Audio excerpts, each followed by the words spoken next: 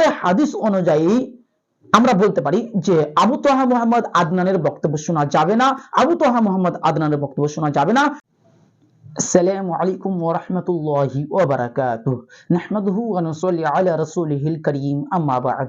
প্রিয় দিনী ভাই ও বোনেরা, আপনারা যেখান থেকে দেখছেন আপনাদেরকে আন্তরিক শুভেচ্ছা ও অভিনন্দন জানাই।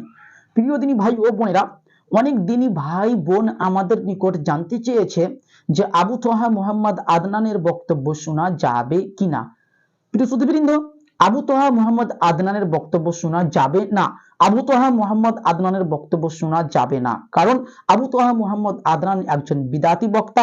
তার সবচেয়ে বড় প্রমাণ হচ্ছে আবু তাহা মোহাম্মদ আদনান ফরজ সালাতের পর সম্মিলিতভাবে হাত তুলে দোয়া করে। আর মোহাম্মদ নাসিরউদ্দিন চাঁদপুরি হানাফি দেওবন্দি হানাফি কেল্লা 163 পৃষ্ঠাতে স্পষ্ট লিখেছে যে ফরজ সালাতের পর সম্মিলিতভাবে হাত তুলে দোয়া করা হচ্ছে বিদআত।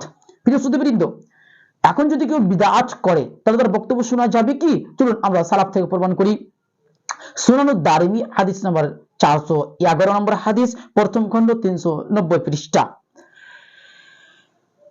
আসমা বিন উবাইদ রাহমাহুল্লাহ বলেন, দাখালা রাজুলানে মিন আসহাবিল আহওয়াই আলা বিন সিরিন। দুইজন ব্যক্তি মুহাম্মদ বিন সিরিন রাহমাহুল্লাহর নিকট উপস্থিত হলো। দুইজন বিদাতি ব্যক্তি মুহাম্মদ বিন সিরিন রাহমাহুল্লাহর নিকট উপস্থিত হলো। ফাকালা, তারা দুইজন বললেন, দুইজন বিদাতি বললেন, ইয়া আবু বকরিন, হে আবু বকর তথা হে মুহাম্মদ বিন সিরিন, নুহাদ্দিসুকা বিহাদিসিন, আমরা আপনাকে হাদিস শোনাতে চাই, আমরা কি আপনাকে হাদিস শোনাবো? ক্বালা, তখন মুহাম্মদ বিন সিরিন রাহমাহুল্লাহ বলছেন, লা, না, তোমরা আমাকে হাদিস শোনাতে পারো না, আমি তোমাদের হাদিস শুনতে রাজি নয়। ক্বালা, তখন তারা দুইজন বলছেন, ওই দুইজন বিদাতি বলছেন, ফানাকরাউ আলাইকা আয়াতাম মিন কিতাবিল্লাহ, আমরা আপনাকে কোরআন মাজিদের একটি আয়াত শোনাতে চাই, আমরা আপনাকে কোরআন মাজিদের আয়াত শোনাতে চাই। ক্বালা, তখন মুহাম্মদ বিন সিরিন রাহমাহুল্লাহ বলছে, লা, না, তোমরা আমাকে কোরআন মাজিদের আয়াতও শোনাতে পারো না, আমি তোমাদের কোরআন মাজিদের আয়াত শুনবো না। লিতাকুমানি আন্নি আও লা আকুমান্না, তোমরা এখান থেকে উঠে চলে যাও, নচেত আমি এখান থেকে উঠে চলে যাচ্ছি। ক্বালা, রাবি বলছে, ফাখরাজা, তারা দুইজন বিদাতি উঠে চলে গেলেন।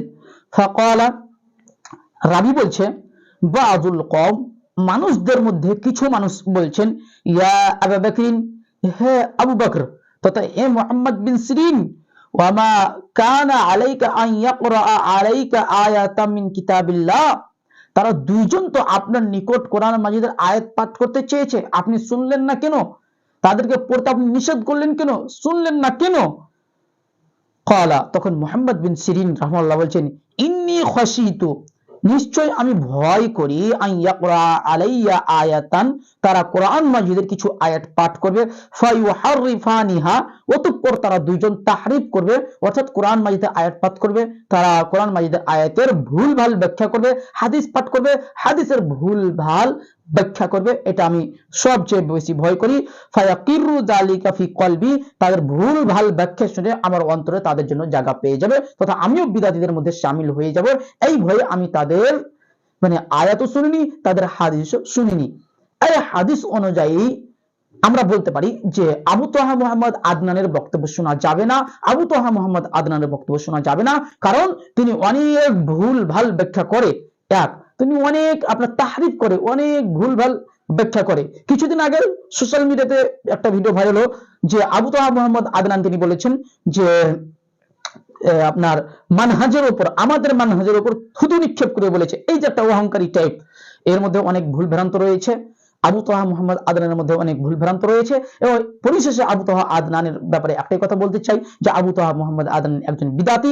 যতক্ষণ পর্যন্ত উনি বিদআত থেকে প্রত্যাবর্তন না করবে, যতক্ষণ পর্যন্ত আবু তাহা মোহাম্মদ আদনান বিদআত থেকে ফিরে না আসবে, ততক্ষণ পর্যন্ত তার বক্তব্য শোনা যাবে না। সালাফদের দৃষ্টি থেকে স্পষ্ট প্রমাণ হলো। প্রিয় সুধীবৃন্দ, আবু তাহা আদনানের ভুল ভ্রান্তিগুলো নিয়ে আবারও আপনাদের সামনে নিয়ে আসছে ইনশাআল্লাহ।